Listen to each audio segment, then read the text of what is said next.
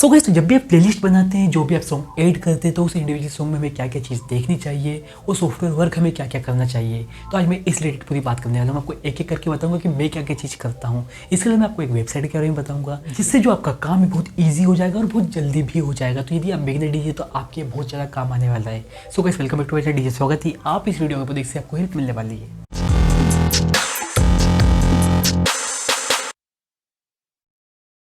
So guys, तो मैं आपको जितनी भी चीज़ बताने वाला हूँ अपने एक्सपीरियंस बताऊंगा। यदि आपको एक्सपीरियंस है तो आप भी इन सारी चीज़ों से रिलेट कर पाएंगे। चलिए हम स्टार्ट करते हैं। तो जो सबसे पहली चीज़ है वह है सॉन्ग का ड्यूरेशन। अब गाइस मैं आपसे कहना चाहता हूँ, जैसे कि क्या होता है, कई बार रिमिक्स ऐसे बने होते हैं जो 1 मिनट में ही खत्म हो जाता है। तो प्रॉब्लम कब आती है, जैसे कि हमें पता होता है कि हमें यहाँ सॉन्ग है और हमें मिक्स करना है, बट हमारे पास कोई सॉन्ग नहीं है और हमें पता नहीं कितनी सॉन्ग खत्म ही हो जाएगा। तो उस टाइम पर आपके साथ प्रॉब्लम आ सकती है। तो हमेशा याद रखें कि आपको जो ड्यूरेशन आपको पता हो सॉन्ग का, और आप किस तरह से पता कर सकते हैं। आप उसको हॉट की लगा सकते हैं, लूप लगा सकते हैं। आपको उससे पता रहेगा कि अच्छा ये सॉन्ग छोटा है, हमें यहाँ पर लूप लगा के चेंज करना। तो आप पहले से स्ट्रेटजी बना के रखिए। उसके बाद दूसरी चीज़ मैंने देखी है, बहुत सारे बिगिनर डीजे जो गलती करते हैं वह है सॉन्ग की हाई क्वालिटी। अब गाइस मैं कहना चाहता हूँ, जैसे क्या होता है, बहुत सारे जो लोग हैं, वो सारे डीजे से वह सिर्फ यूट्यूब से ही डाउनलोड कर लेते हैं। वो यूट्यूब पे ही कन्वर्ट करके सॉन्ग डाउनलोड कर लेते हैं। उसमें प्रॉब्लम क्या आती है, एक क्वालिटी तो रहती है, बट उसके साथ साथ कभी कभी क्या होता है, जैसे वीडियो सॉन्ग में कभी कभी वीडियो की भी आवाज़ आती है, कभी कभी एक्शन सीन इसमें देखने लग जाते हैं। ऐसा मैंने बहुत जगह देखा है। तो आप ऐसी कभी भी गलती ना करें। जैसे आप यूट्यूब से सॉन्ग सुनते भी हैं तो आप क्या करें, किसी दूसरी वेबसाइट से आके सॉन्ग डाउनलोड करें, जैसे कि पागल फ्री। यदि आप बॉलीवुड सॉन्ग डाउनलोड करना चाहते हैं तो वो बेड वेबसाइट है, वहाँ पर आपको हाई क्वालिटी भी देखने को मिल जाएगा और वहाँ पर फालतू की इन्फॉर्मेशन भी आपको देखने को नहीं मिलेगी। तो आप वहाँ से डाउनलोड कर सकते हैं। इसके बाद जो हमारी थर्ड थिंग है वह है टेम्पो एनालिसिस। इसमें बहुत सारे बिगिनर डीजे गलती करते हैं। जैसे कि बीपीएम रेंज है, वहाँ पर आप देखेंगे तो आपको अलग अलग प्रकार की यहाँ पर देखने को मिलती है रेंज। तो क्या होता है, कई बार रेंज गलत करने के कारण आपके सॉन्ग ही आपको देखने को नहीं मिलते सही टाइम पर।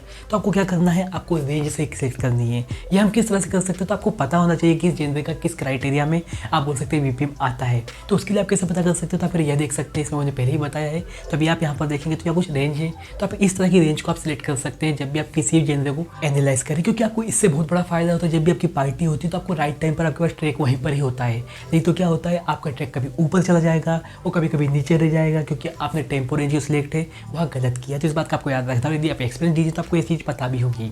इसके बाद फोर्थ चीज़ है वह हमारी ये की। अब क्या होता है, कई बार तो बहुत सारे बिगड़े जिसको देखा है, वह टेम्पो के साथ साथ आप बोल सकते हैं जो बीपीएम के साथ साथ वह की को एनालिसिस ही नहीं करते। तो आपको क्या करना है, उसी में ही आता है विंडो पर, आप देखेंगे तो यहाँ पर नीचे, तो यहाँ पर आपको की का भी ऑप्शन आता है। आपको की को भी सिलेक्ट करके रखना है और उसे भी एनालाइज करना है। और उसके बाद यहाँ पर देखेंगे तो आपको सारी की यहाँ पर देखने को मिल जाएगी। बट यहाँ पर आप दो प्रकार से देख सकते हैं। जैसे आप जाएंगे आपकी सेटिंग पर, व्यू पर, आप यहाँ पर देखेंगे तो क्लासिक मोड और अल्फा न्यूमेरिक मोड। तो आप में से पूछेंगे डीजे के लिए कौन सा बेस्ट, तो अल्फा न्यूमेरिक बेस्ट है मेरे हिसाब से।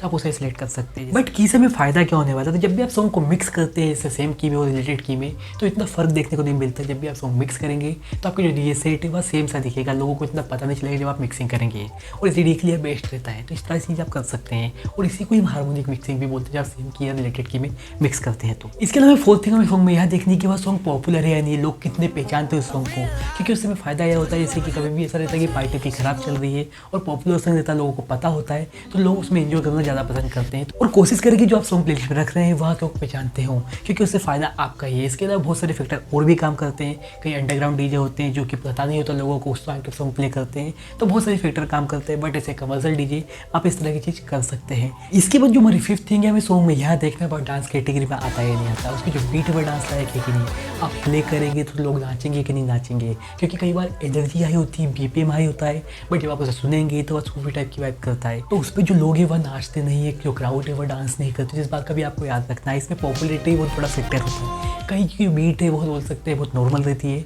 बट उसमें लोग एंजॉय करना पसंद करते हैं, उसमें लोग डांस करना ही पसंद करते हैं। और इस पॉइंट पर हमको डिटेल में जानना, मेरे वीडियो देख सकते हैं, इसमें मैंने डिटेल में बताया है।